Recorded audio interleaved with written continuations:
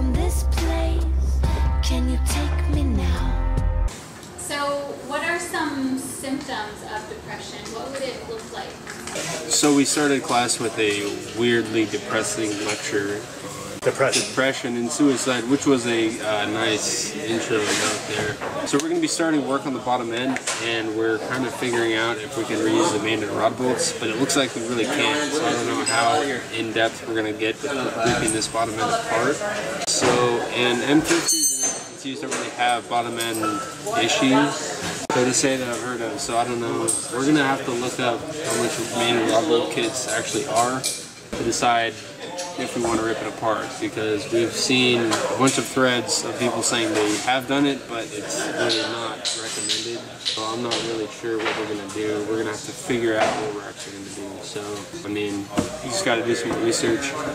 So they are torque to yield, which was what I was kind of worried about. So I got E30 book. I got E30, but I don't have. This is the book. No, yeah, it's not for E36. It's just for E30. There's the E36 right here. Yeah. Right. Bentley manual. There we go. But even then, some of the threads were saying that the Bentley manual didn't have bottom end specs on it.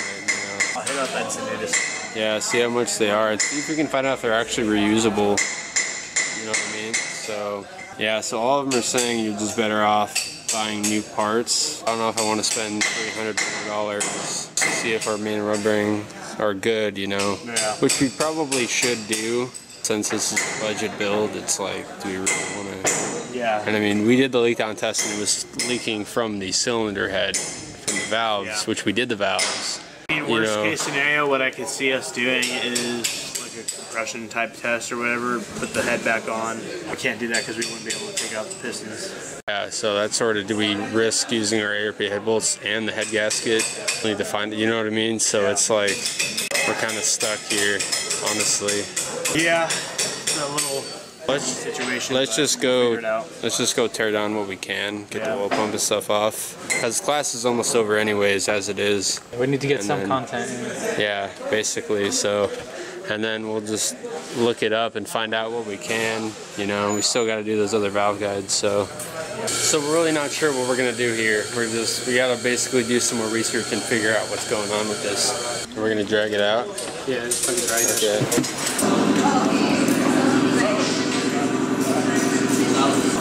What? This was basically a parts motor, so I didn't put like any of the bolts back on there. Yeah, because you didn't think we were gonna be building this motor. Exactly. You were gonna just sell this one, huh? I was parting it out for a little while. What'd you part out on it? Nothing. Nothing. Wow. Easy peasy lemon squeezy. Finger tight. They're not even finger tight. They're just on. Yeah, they're just on. Hand started.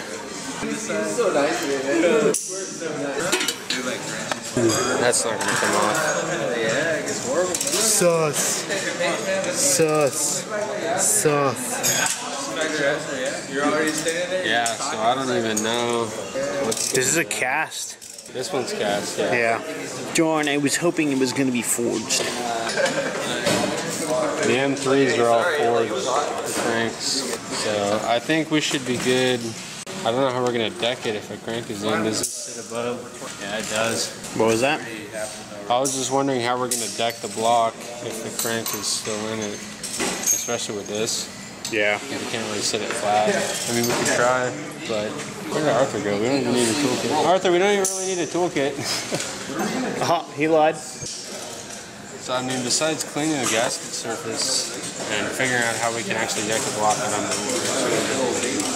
So we don't need tools? Basically, we're just looking at it right now. And we can clean all this stuff off. We definitely need to replace the rivet and seal, and the new oil pump gasket will go on right there. I got a different oil pump for it. And what's this for? So on the factory oil pump, this is the OE36 pump. That bolts on right there, so it sort of holds the pickup in place. But since the E34 pump, the pickup's like right here, we don't really need that. The sump on the pump is up here. Okay. I don't know if I'm going to be able to hot tank it with all this shit, you know what I mean? Sure, you know what we're going to do? Tell Brett to turn the hot tank. No, we're just gonna wait to do the other valves. That's what I was thinking too. It's coming in a couple days, so. Someone took my engine stick, bro. This isn't even mine.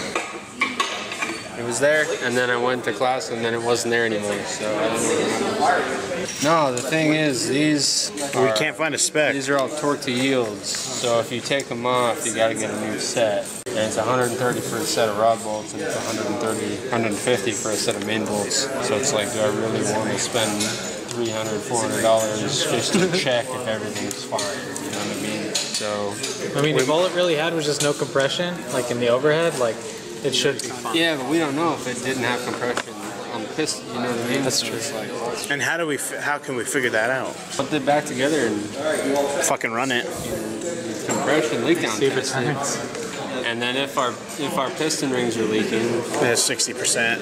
yeah, or if our piston rings are leaking. But then we're gonna have to worry. Now we're gonna have to worry about piston rings too when we boost it. Yeah, I'm not that worried about it. If we run low boost, we shouldn't have any issue. Yeah, I was saying. I mean, yeah, that's true. I mean, I'm thinking like 10 pounds. That's good. If we tune it to run range, then we're not gonna have any heat issue. That's true.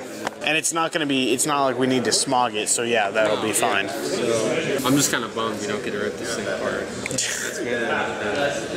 All right, so we basically, in a nutshell, have to do some more research before we decide if we're going to tear into this bottom end. I want to figure out what our ring gap is and what our bearing clearances are, but I don't know if it'd be worth $400 on new main and rod bolts to actually see if our bearing clearances are within spec. Again, I haven't really heard of any bottom end issues with these motors, so I'm not super worried if we don't get to it and get to touching those parts. We'll see how it goes. Thank you guys so much for watching. Keep it fresh, and I will see you guys later.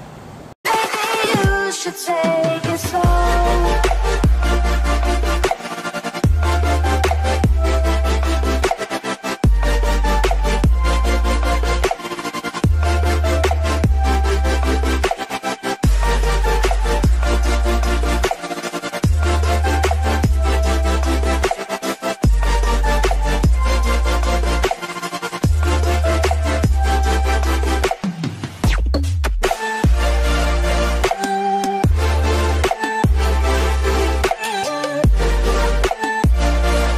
It's funny because sometimes, like, I think my car is so big and so heavy and so fat, and then you park next to another car and you just sort of realize how little it actually is. Trying to chill, smoke some loud. You feel me? I got loud. Either hit my line or DM me. Got loud, trying to smoke. What's going on, guys? So for those of you who don't know, I started working at a shop recently, no longer at Discount Tire. If any of you really knew that I was a Discount Tire to begin with, but this is actually the start of my third week as just a regular mechanic. So besides doing stuff, I'm working for an actual auto shop, and today I got my first set of tools. I talked with a lot of people about starting out with tools and how to get all that good stuff. So after discussing with a lot of mechanics that I know personally and with a lot of people that are in this industry already, they said it's an excellent deal. So I hopped on it, and here we go. So now we're gonna set it up and see what it's all about.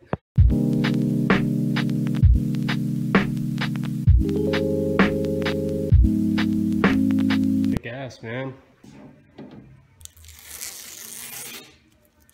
All right, now it's time to see what these tools are about.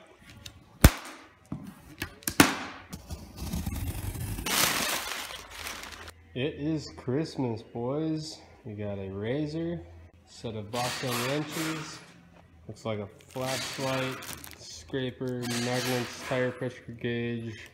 There's a set of feeler gauges in there. Very nice. Got some solid eyewear. Safety first.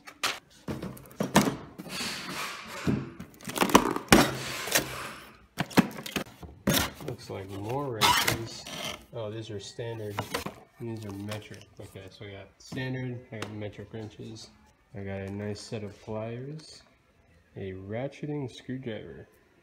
Some retaining ring pliers, that'll be nice. Snap ring. Adjustable crescent wrenches.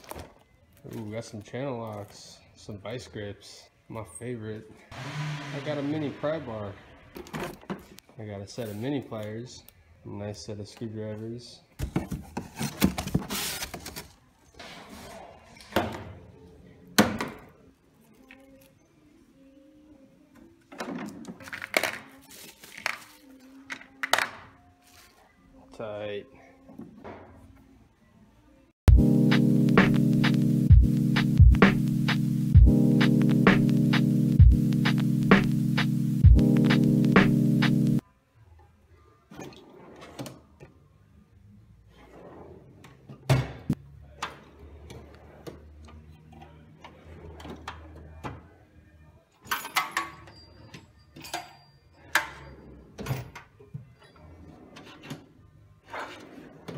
So most of the sockets are still in this, because it's nice and it has like their own little spot. So I'm just going to leave them here for now. What I want to do is pop this little pin out on each side, so this top half will come off, and then I can set just this bottom section with all the socket holes like right here. So they'll already have their own little spots, you know. Alright, so I took the little pins out. They were in like that. I took them out, so now I can just basically lift that off, and all my sockets are chilling.